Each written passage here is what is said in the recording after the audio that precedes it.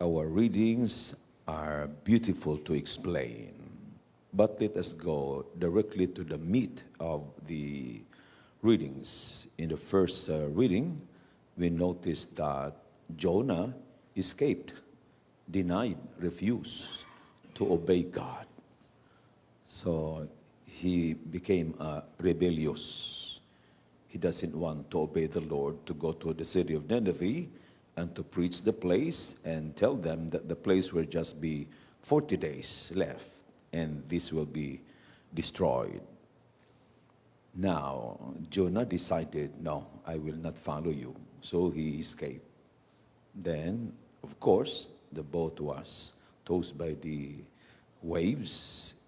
Kaya all of them were very religious. May tao dito na naging malas sa atin. Sino kaya dito? Sige, magripa tayo, mag-cast lots tayo. Sino ito? Yun, siguro sinulat lahat ng mga passengers. Nabunot si Jonah. And then he confessed, I disobeyed the Lord. Ano ginawa mo? Kasi pinadala niya ako doon. Tapos hindi naman niya tutuparin. Kaya naranasan ko na yan eh. So, one point there is that kung may tao na rebellious sa bahay, sa Diyos, yung taong iyan nagiging malas sa inyo. Yung tao na ayaw sumunod kay Lord, tapos he does his own way, tapos nasa bahay niyo siya, posible siyang dahilan sa mga malas. Kaya double check those people inside the house. Kasi tulad sa bangka, nag-disobey siya kay Lord, nagiging malas siya sa buong mga tao na pasahero. Sino ba ang rebellious dito sa Diyos? Kaya naging ganito tayo. Buti na lang si Jonas ay nag-confess. No? At nung tinapon niya siya, inalabas na, and then the whale was just waiting, naging mapayapa. Do you follow? So, let's check in our house. Sino yung mga tao na ayaw magsimba, ayaw kumikilala kay Lord, ayaw sumunod sa sabi ng Lord na magmahal, malugod ka lang. Tapos they continue hating, they continue rejecting people, they become the source of malas. Mga hindi magandang pangyayari sa bahay. The gospel, this is very important also to note for all of us, especially Catholics. Kasi ito yung isa sa mga ebanghelyo, gagamitin ng ibang sekta para ma-disoriented yung pag-iisip nyo sa mga pari. O tinan nyo yung pari, mayroong binugbog dito, pagkatapos dumaan lang yung pari.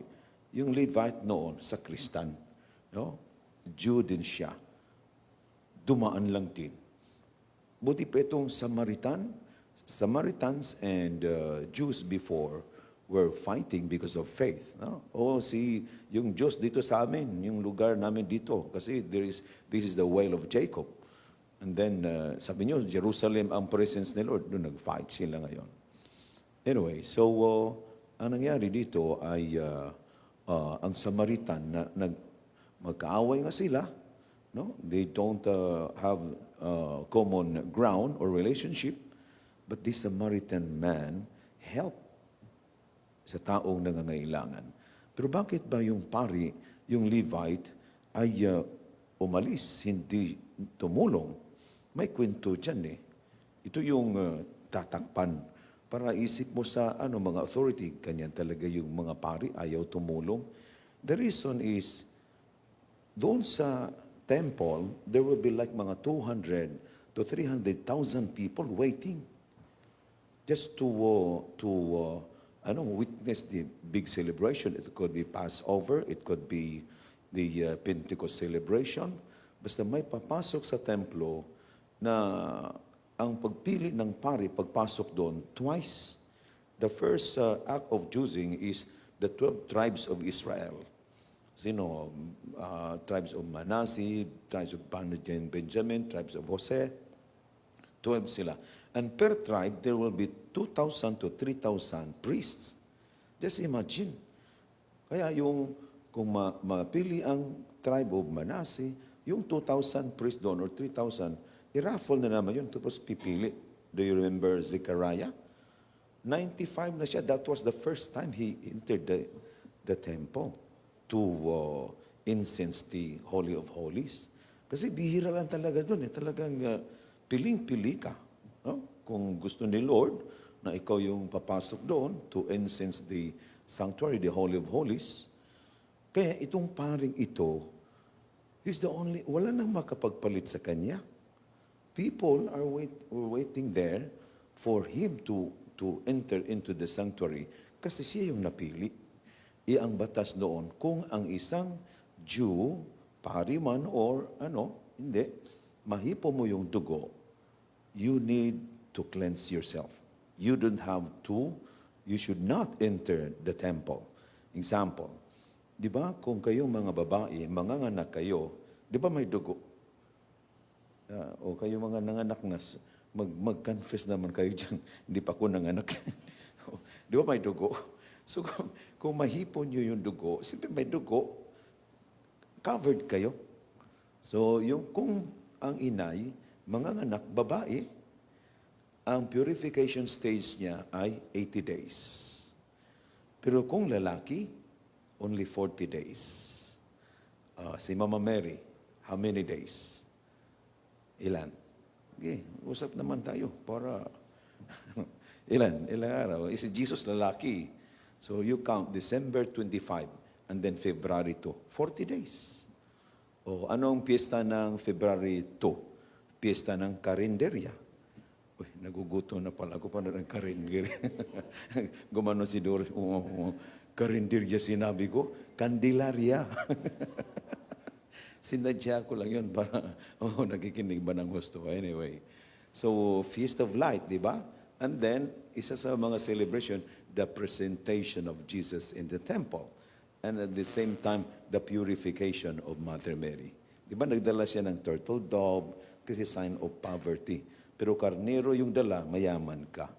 Yun ang kwento. Anyway, so Levite is still under the Jewish law na kung makahipon ng dugo, bawal papasok sa templo. Sila yung dalawa ang mag-incense sa tinatawag na Holy of Holies. So kaya, tingin niya sa yung binugbog, yun? Samaritan bang binugbog or Hudyo? Hudyo. So, tingin niya, patay na siguro ito, pero hindi, paano yan na gusto niyang tumulong, pero he was bounded by the law. Kaya sa mga dito, yung tinatawag na religiosity, sacrifice, compared to mercy. Anong sabi ni Lord? I desire mercy rather than sacrifice.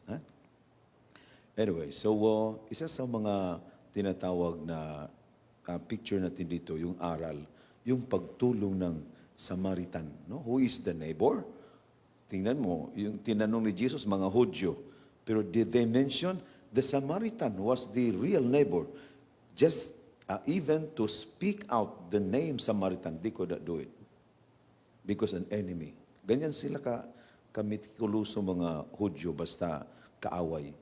They answered, the one who treated him with mercy. Bakit? The one, hindi nila sinabi, the Samaritan. Kasi away Just even to speak out the name.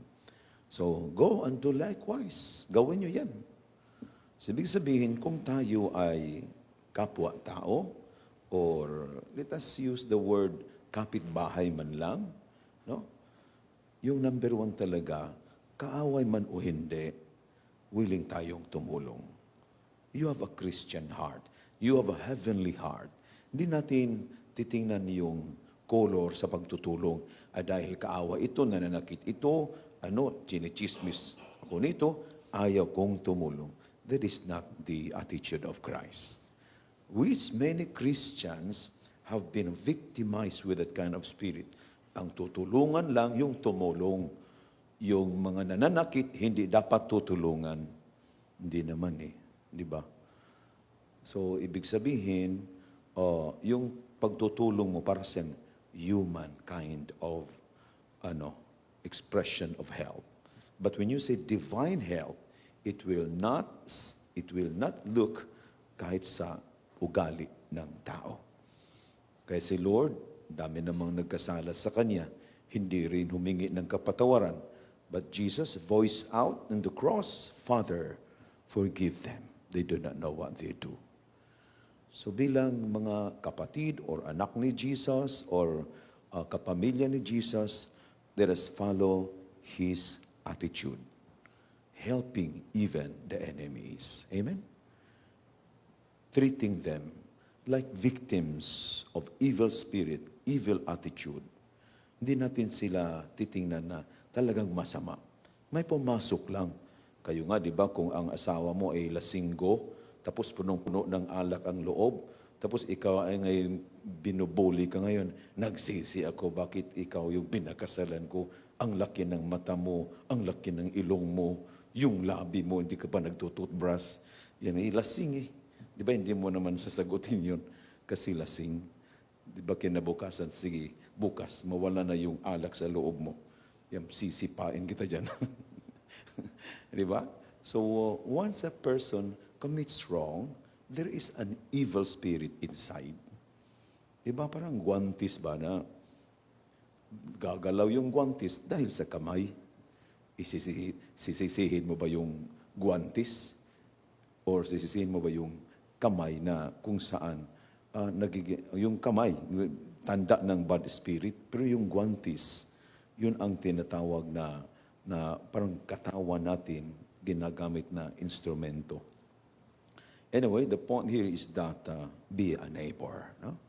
What is the neighbor being defined by the Lord? A person who helps, a person who cares.